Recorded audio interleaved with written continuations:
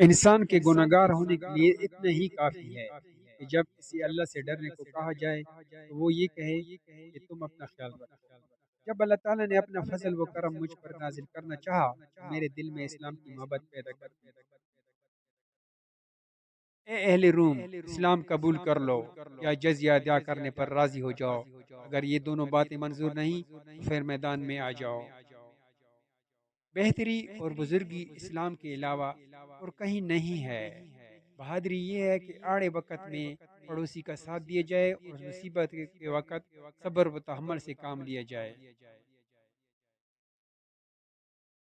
اپنی تعریف زیادہ کرنا ہلاکت کا باعث ہے۔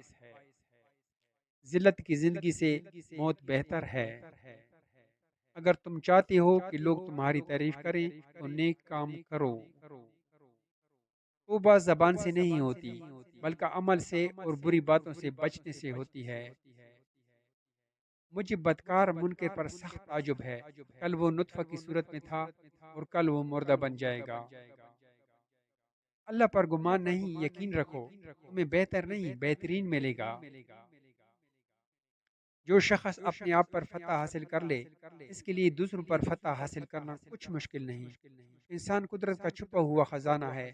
مشکلات کی ٹھوکریں اس خزانہ کو اندر سے باہر لے آتی ہیں۔